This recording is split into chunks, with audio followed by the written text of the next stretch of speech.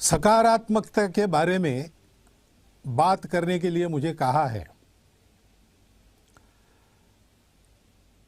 कठिन है क्योंकि समय बहुत कठिन चल रहा है।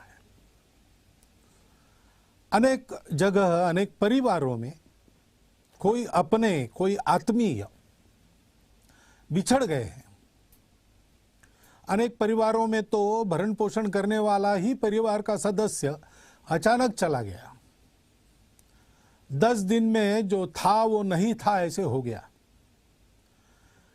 और इसलिए अपने वाले के जाने का दुख और भविष्य में खड़े होने वाली समस्याओं की चिंता, ऐसी दुविधा में तो परामर्श देना, सलाह देना, इसके बजाय पहले तो सांत्वना देना। लेकिन ये सांत्वना के परे दुख है। इसमें तो अपने को, अपने आप को ही संभालना पड़ता है। हम अपनी संवेदना बता सकते, बता रहे हैं,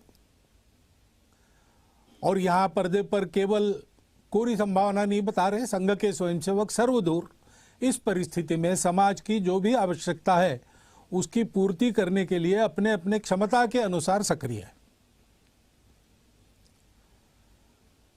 परंतु ये कठिन समय है। अपने लोग चले गए, उनको ऐसे असमय चले जाना नहीं था, परंतु अब गए, अब तो कुछ नहीं कर सकते। अब जो परिस्थिति है उसमें हम हैं, और जो चले गए वो तो एक तरह से मुक्त हो गए। उनको इस परिस्थिति का सामना अब नहीं करना है, हमको करना है। पीछे हम लोग हैं, हमको अपने आप को और अपने सबको सुरक्षित रखना है। और इसलिए हमको नेगेशनिज्म नहीं चाहिए। कुछ नहीं हुआ, सब कुछ ठीक है, ऐसा हम नहीं कह रहे। परिस्थिति कठिन है, दुखमय है, मनुष्य को व्याकुल करने वाली है, निराश करने वाली है। लेकिन ये परिस्थिति है, इसका स्वीकार करते हुए हम अपने मन को निगेटिव नहीं होने देंगे। हमको अपने मन को पॉजिटिव रखना है। शरीर को कोरोना निगेटिव रखना है और मन को पॉजिटिव रखना है। उस दृष्टि से इस श्रृंखला में मेरे पूर्व वक्ताओं ने बहुत सटीक, संपूर्ण ऐसी परामर्श की बात रखी है, स्पष्ट रखी है, सरल भाषा में रखी है, अनुभूति के आधार पर रखी है। मन की दृढ़ता की बात उन्होंने की है। कोरोना प्रतिकार के अपने प्रयासों की गति बढ़ाने की, उन प्रयासों को वैज्ञानिकता के आधार पर स्थापित करने की, सामूहिकता से काम करने की, एकता की, उसी प्रकार सत्य को पहचानते हुए, स्वीकारते हुए उसके आधार पर काम करने की बात कही है। अपने आप को ठीक रखना और समाज की सेवा करना, चिंता करना, इसका आग्रह उन्होंने किया है। वही बातें मुझे भी बतानी है, मैं अपनी भाषा में बताऊंगा, क्योंकि वो अनुभूत बातें हैं। मुख्य बात मन की है। पहली, मन अगर हमारा थक गया, हार गया, तो हम तो जैसे किसी सांप के सामने चूहा एकदम निष्क्रिय होकर, कुछ भी न करते हुए लूला होकर बैठ जाता है, कुछ करता ही नहीं अपने बचाव के लिए। ऐसी समस्या के सामने हमारी स्थिति हो जाएगी। ऐसी हमको होनी नहीं देनी है और ऐसी हमारी स्थिति नहीं है। हम कर रहे हैं, सारे चित्र को देखते हैं तो जितना दुख है उतनी ही आशा है। ऐसे परिस्थिति में समाज की कुछ विकृतियां बाहर आती है, बात सही है, लेकिन जितनी विकृति बाहर आ रही उससे अधिक सत्कृति बाहर आ रही। बहुत से लोग सब प्रकार के, सब आर्थिक स्तरों से, समाज पर यह संकट है, सब पर संकट है, इसका भान रखकर स्वयं की भी चिंता कर रहे हैं और उनसे जितनी बनती है उतनी समाज की भी चिंता करती है। ऐसे उदाहरण बहुत हो रहे हैं कि अपनी चिंता किए बिना दूसरों की चिंता, दाई नीड इज ग्रेटर, इस प्रकार की वृत्ति का दर्शन समाज कर रहा है। इसको हमने ध्यान में रखना चाहिए। निराशा की परिस्थिति नहीं है, लड़ने की परिस्थिति है, कठिन परिस्थिति है, लेकिन परिस्थिति तो अपने मन के प्रतिभाव पर निर्भर करती है। क्या ये निराशा, ये रोज 10-5 लोगों के, अपरिचित लोगों के जाने के समाचार का सुनना, मीडिया के माध्यम से परिस्थिति बड़ी विकराल है उसका घोष निरंतर सुनना, ये हमारे मन को उदास बनाएगा, कटु बनाएगा? ऐसा नहीं होता। ऐसा होने से विनाश ही होता है। ऐसा अभी तक हुआ नहीं है मानवता के इतिहास में, इसलिए ऐसी सब प्रकार की बाधाओं को लांघकर मानवता आगे बढ़ी है, अब भी बढ़ेगी। संघ के संस्थापक डॉक्टर हेडगेवार, उनकी किशोरावस्था में उनके माता पिता दोनों, ऐसी ही महामारी चल रही थी नागपुर में प्लेग की, उसमें स्वयं की चिंता किए बिना समाज के लिए काम करते थे। उस समय तो दवाइयां भी नहीं थी। अगर समाज की चिंता करेंगे तो निश्चित रूप से हम पर भी गाज गिरेगी, ये मानकर चलना पड़ता था। ऐसे समय में प्लेग के रोगियों की सेवा करते करते एक ही दिन में दोनों चले गए। डॉक्टर हेडगेवार किशोर आयु के थे, उस समय डॉक्टर नहीं बने थे, केशव कहे जाते थे। उस संवेदनक्षम आयु में उनके मन पर परिणाम क्या हुआ? क्या उनका जीवन आगे कटुता से भर गया, क्रोध से भर गया, निराश हो गए? ऐसा नहीं हुआ। इस वियोग के दुख के विष को पचाकर उन्होंने उसमें से संपूर्ण समाज के प्रति निरपेक्ष आत्मीयता का स्वभाव बनाया।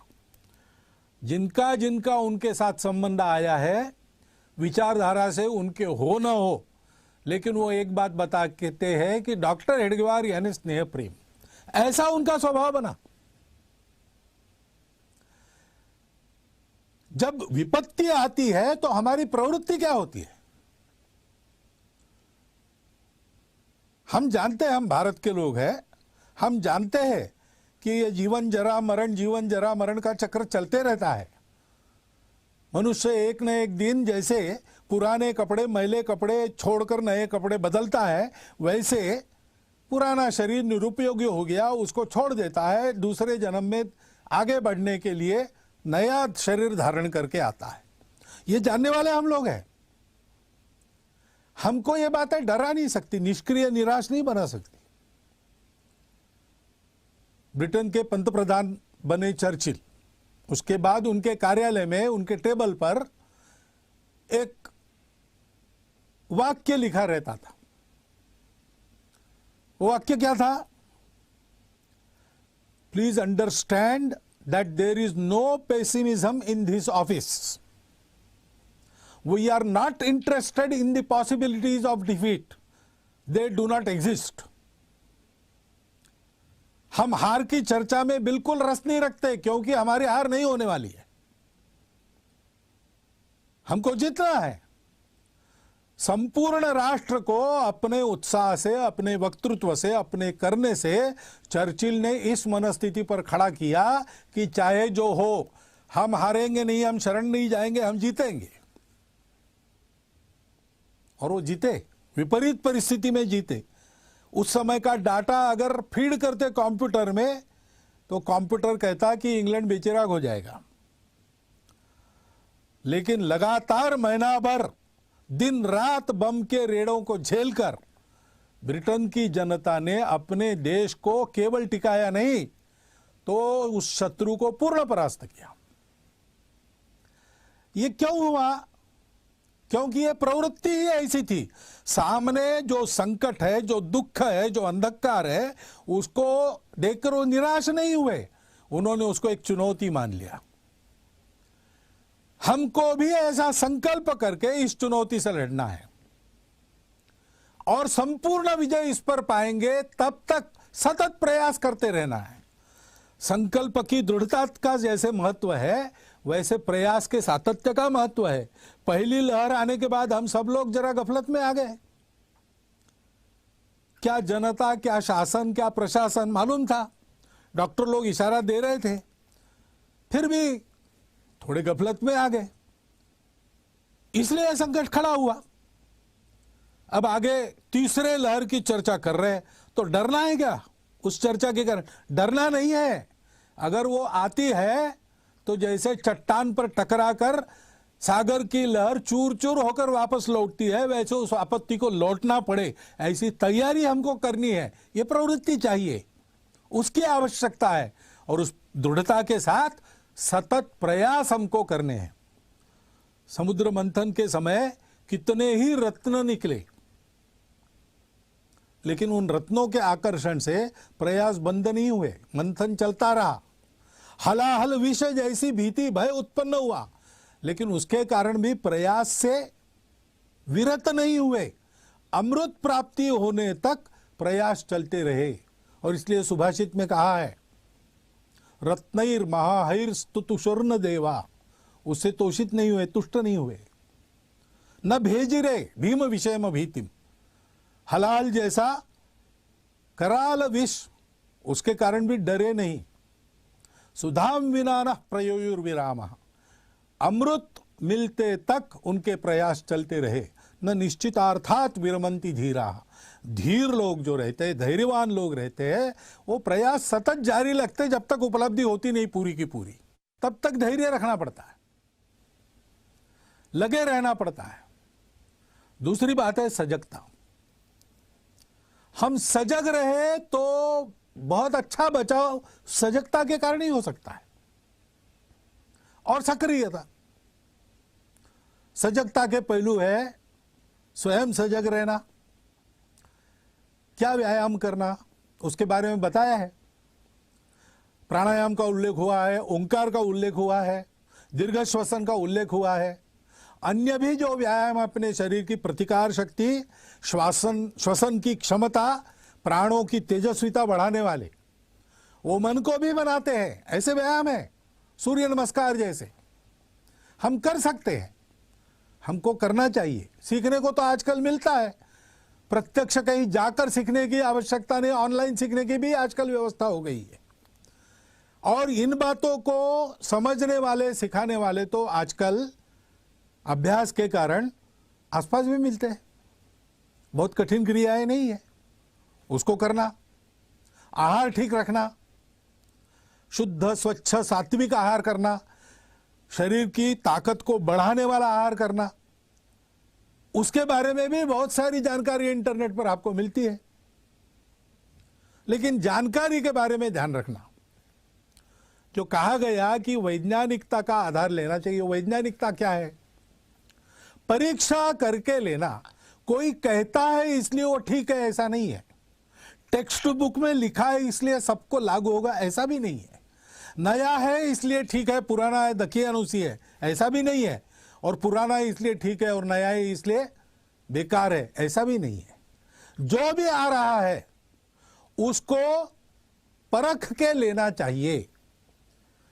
तज्ञ लोग, आप्त लोग, हमारा स्वयं का अनुभव और उसके पीछे का वैज्ञानिक तर्क, इसकी परीक्षा करनी चाहिए।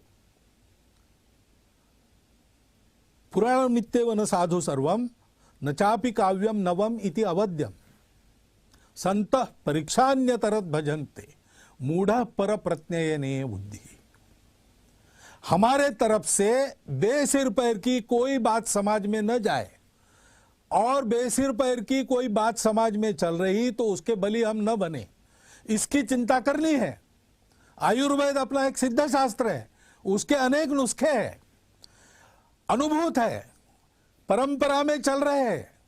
आयुर्वेद का तर्क उसके पीछे है, उसको उपयोग करने में कोई दिक्कत नहीं। लेकिन आयुर्वेद के नाम पर कई बातें ऐसी चलती रहती है। कोई बताने वाला व्यक्ति, उसको उसका लाभ होता होगा तो हो, लेकिन सबके लिए बताने लायक वो बातें तब तक नहीं है जब तक वो इस वैज्ञानिकता के तर्क के आधार पर, लंबे अनुभव के इतिहास के आधार पर और शास्त्रों के आधार पर सही नहीं उतरती। और इसलिए सावधानी रखकर ऐसे उपचार और आहार का सेवन करना, विहार का भी ध्यान रखना। युक्ताहार विहारस्य युक्त कर्मसु चेष्टसु, शरीर को मन को अशक्त बनाने वाले कर्मों को छोड़ दीजिए। खाली रहना बंद कीजिए, खाली मत रहिए, कुछ ना कुछ नया सीखिए, अपने परिवार के साथ गपशप कीजिए, अपने बच्चों को अधिक अच्छा समझिए, अपने बच्चे हमको अधिक अच्छा समझे, ऐसा संवाद कायम करें। कई बातें हैं, कुटुंब को भी प्रशिक्षित किया जा सकता है, ऐसा समय हमारे पास मिला है, उसका उपयोग कीजिए, खाली नहीं रहना। और युक्त आहार विहार में मुखाच्छादन पहनना, मास्क का उपयोग करना, इसकी दक्षता ये अनिवार्य है। पर्याप्त अंतर पर रहकर एक दूसरे से संबंध रखना आवश्यक है, अनिवार्य है। वैसे ही स्वच्छता का पालन करना, सैनिटाइजेशन करते रहना, सारी बातें मालूम है हमको। अनदेखी होती है, असावधानी होती है, और जब सावधानी हटती है तब दुर्घटना घटती है। इसलिए सजगता रखना। थोड़ी सी आशंका हो गई कि कुछ गड़बड़ है तो उपचार के लिए संकोच मत करना। कुछ लोग कोरोना का पॉजिटिव होना बड़ी बदनामी मानकर छुपा के रखते हैं, जल्दी उपचार नहीं लेते, अस्पताल में जो वातावरण रहता है उसके डर के मारे एडमिट होने में आनाकानी भी करते हैं।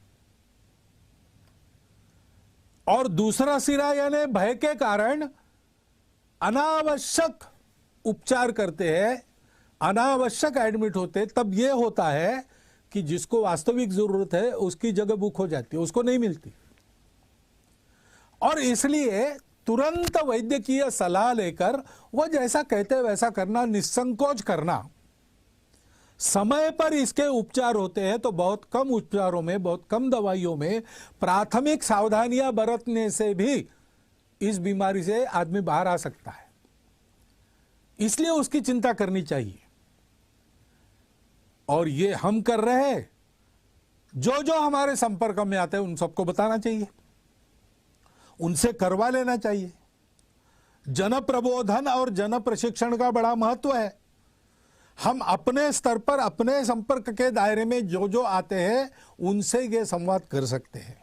और जन प्रबोधन, जन जागरण के प्रयास जो लोग कर रहे हैं उनके कार्य में भी सहभागी हो सकते हैं। और प्रत्यक्ष सेवा करनी है।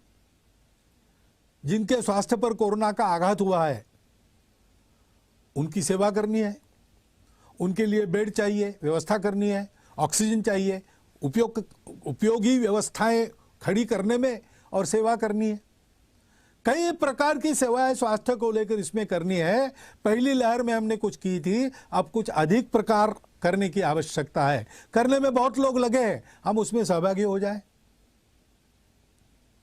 बच्चों की शिक्षा पिछड़ने का ये शायद दूसरा वर्ष होगा, तो अनौपचारिक शिक्षा के माध्यम से वर्ष में फिर उनकी परीक्षा होगी कि नहीं होगी, प्रमोट होंगे कि नहीं, इसकी चिंताएं छोड़कर कम से कम वो ज्ञान जो वो 2 साल में प्राप्त करने वाले थे उसमें वो पिछड़ न जाए, इतनी चिंता समाज के नाते हम अपनी तरफ से कर ले।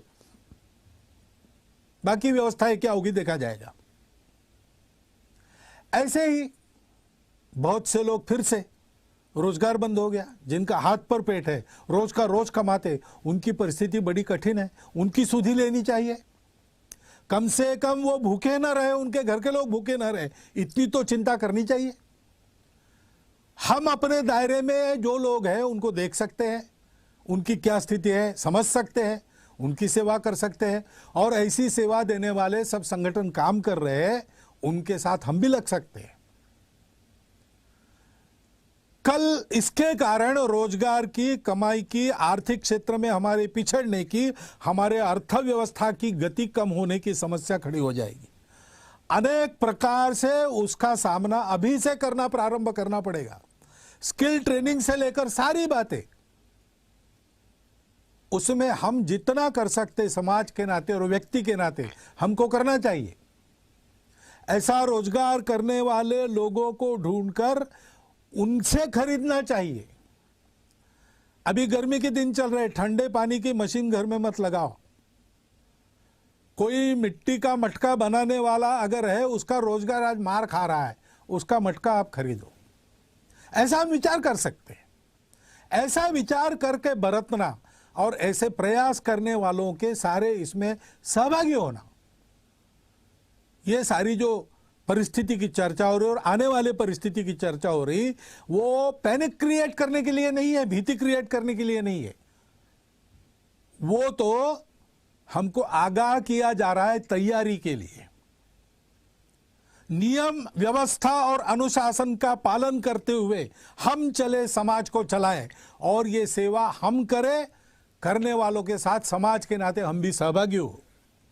ऐसा हम करेंगे तो हम आगे बढ़ेंगे। हमें जीतना है, हमारा संकल्प है। कुछ बात है कि हस्ती मिटती नहीं हमारी, ऐसा हमारा देश है। तो इतने साल में मिटा नहीं, इतने भयानक संकटों को झेलकर मिटा नहीं, तो होगी महामारी, विश्वव्यापी होगी, बड़ा छुपा शत्रु होगा, बड़ा रूप बदलने वाला होगा, कठिन जंग लड़नी होगी, लेकिन लड़नी ही होगी और जीतनी ही होगी। हम जीतेंगे, ये हमारा दृढ़ संकल्प है। परिस्थिति आई है, वो हमारे सद्गुणों की परख करेगी, हमारे दोषों को भी दिखा देंगी। दोषों को दूर करके सद्गुणों को बढ़ा के ये परिस्थिति हमको प्रशिक्षित करेगी। ये हमारी धैर्य की परीक्षा है। ये धैर्य, ये महत्व की बात है। एक वाक्य का आप स्मरण रखिए, success is not final, failure is not fatal. यश अपयश का खेल चलते रहता है। Success is not final, failure is not fatal. The courage to continue.